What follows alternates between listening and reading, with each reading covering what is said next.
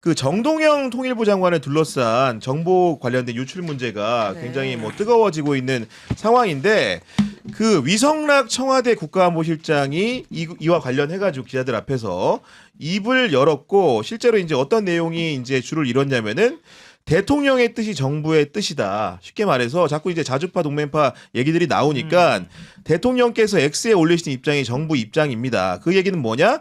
정 장관이 말한 것처럼 미국으로부터 정보 교류를 받은 것을 유출한 게 아니다라는 데 동의한다는 뜻이고 정 장관 같은 경우에는 오픈소스로 취독하고 있는 얘기를 한 거다. 정부에서는 다 그렇게 생각하고 있습니다. 공개적으로 말한 것 같습니다. 지금.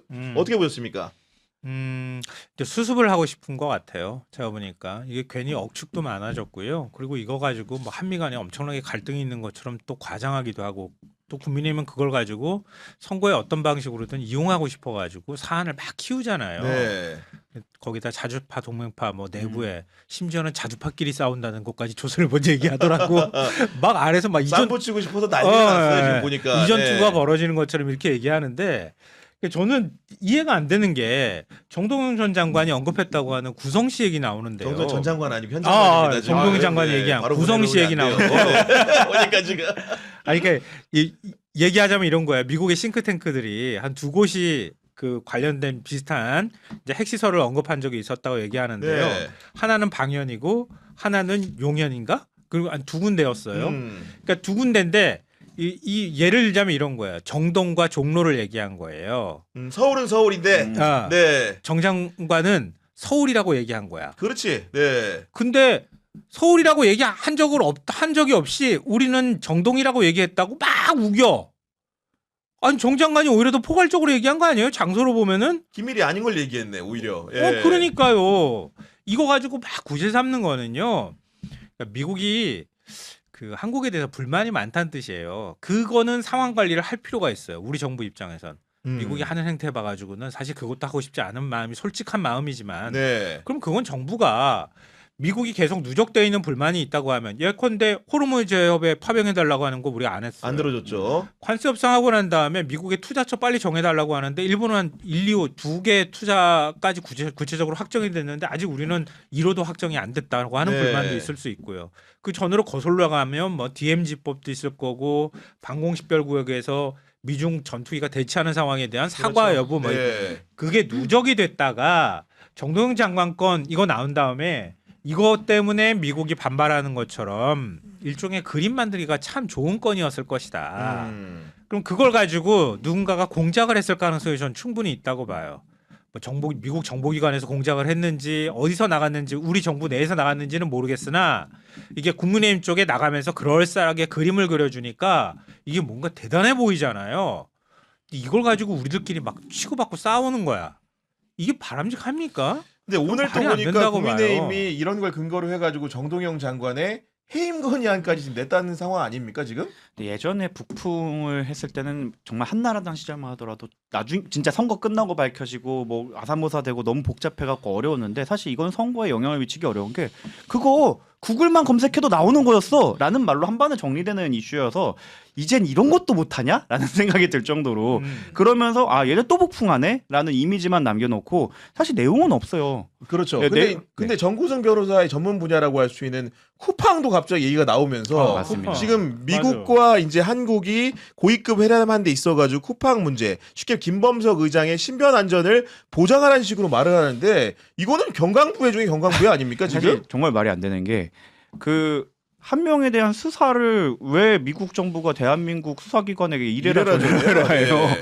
그거는 말이 안 되는 거고 범킴이죠. 이제 김범석이 아니라 한국인이 아니라 범킴이 공화당에 50몇 명에게 뭐 로비를 했네 맞네 얘기가 나오고 있는데 그냥 그거 받은 만큼 움직이는 거고 미국 같은 경우는 그거를 어떻게 보면 그 재료로 삼아서 한국을 압박하는 거에 불과하다고 생각합니다. 하지만 그냥 한국 법대로 진행을 하면 되고 그리고 범킴이 지금 미국에서 했던 로비들 저는 정권 바뀌면 큰 문제 될 수도 있을 거라고 생각하거든요. 있거든요. 그러니까 미국의 로비가 합법화돼 있지만 합법화를 넘어서는 선의 네. 로비라는 경우에는 징벌적 손해배상에는 엄청난 형사처벌이 있어요. 우리와 다르게 그런 부분에 있어서 범킴이 지금 바로 앞에 있는 걸 해결하기 위해서 공화당에 로비한 게 요 정도 있고 거기에 대해서는 큰 영향이 없을 거다. 다만 정권 바뀌었을 때 오히려 우리가 이거를 이용할 수 있는 기회가 될 수 있다고 생각하고 대한민국 입장에서 쿠팡을 바라봤을 때는 지난번 제가 여기서도 말씀을 드렸지만 국회는 빨리 밝혀야 됩니다. 도대체 범킴 그 쿠팡이 만난 국회의원들이 누구인가?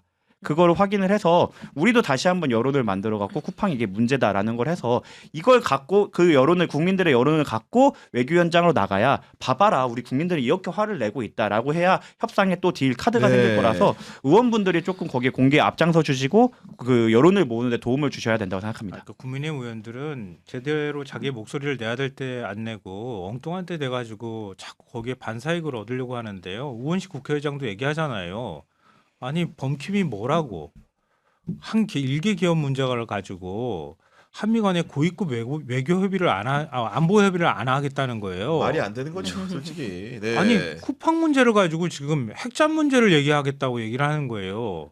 아무리 미국이 지금 비상식적인 정보가 들어섰다 하더라도 이게 말이 됩니까? 아, 로켓이어서 그런가? 로켓 배송? 미국 애들이 주나? 오늘 왜 그래? 안 해줘 안 돼. 요 아니 그러니까 그 말이 안 되잖아요. 이거 진짜 내정 간섭에 해당이 될 수는 있는 거예요. 그리고 이렇게 한번 물어보고 싶어요.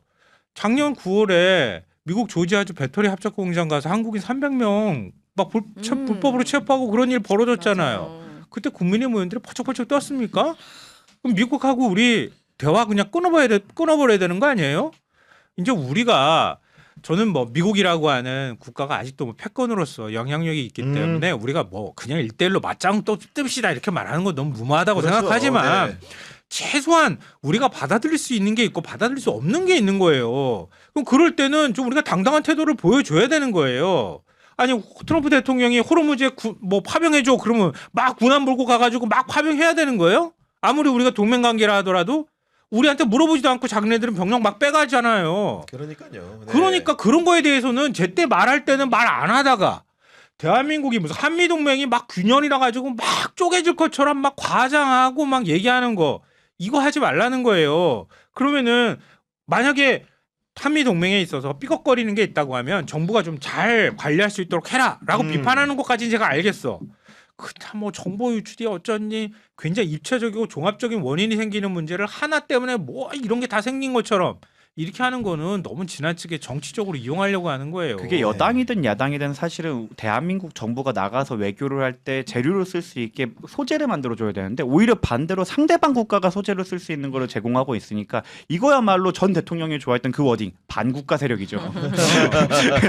저는 그 반국가 세력을 그때 포고문 중에 다시 생각해보면 마음에 드는 거예요. 처단한다라는 거는 마음에 드는 것 같은데 좀 국민의힘이 그 부분에 대해서는 과연 이 행위가 대한민국에 도움이 되는가에 대해서는 고민을 해봐야 된다고 생각합니다. 근데 이제 그런 자주파 동맹파 논쟁이 있는 상황 속에서 위성락 국가안보실장이 정부의 입장과 완벽하게 궤를 같이 하는 그 아나운스를 한 것 자체는 굉장히 좋은 신호인데 이 본건과 관련해 가지고 정동영 장관을 두둔하는 발언도 했습니다만은 제가 개인적으로 이제 그 위성락 실장의 발언 중에 약간 조금 이렇게 삐딱하게 느껴졌던 거는 이번에 주한 미국 대사가 새로 이제 임명이 돼서 오게 되는데 그분이 아마도 이제 한국교회 이제 의원도 지내신 미셸 박스틸이라고 한국명 박은주이신 것 같던데 이분과 관련해 가지고 이제 한마디 한 게 있어요. 위성 씨 뭐라고 얘기했냐면은 주한 미국 대사 내정자에 대해서도 여러 보도들이 있는 것 같습니다. 중략하고 저도 개인적으로 잘하는 사람입니다.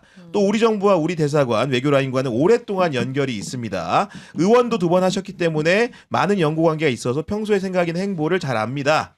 특별히 이렇게 문제가 있는 건 아닌데 약간 과도하게 극우처럼 비치는 보도들이 있습니다. 그렇지는 않습니다. 그 점도 제가 부탁 겸 말씀을 드리고 싶습니다라고 말을 했는데 이 부분에 대해서도 사실은 CCBB 정도는 우리가 이제 주권 국가라고 한다면은 네. 얘기할 수 있다고 봅니다. 물론 이제 그 청와대 그의 책임자로서 말을 조심할 필요는 당연히 있는 건데 그렇죠. 시민단체들에서 이제 새로운 대사에 대해서 주장한 바들을 쫓아가 보면 이런 거예요. 그러니까 기본적으로 이제 2021년에 처음 하원 의원에 당선돼가지고 재선 의원을 했는데 트럼프가 이제 굉장히 미국 우선주의 애국자라고 할 정도로 칭하는 사람이니까 마가 세력의 핵심 중에 하나라는 평가가 있는 거고 또 하나는 어떤 거냐면 이분이 2021년에 문재인 정부가 추진한 종전선언 반대에 동참을 했던 이력이 있다라는 게 시민단체의 주장이고 거기에 더해서 이승만을 다룬 그 영화 건국정쟁의 상영회 장소를 마련해 준 게 당시의 스틸 하원 의원이다. 이런 식의 주장을 하고 있는 거기 때문에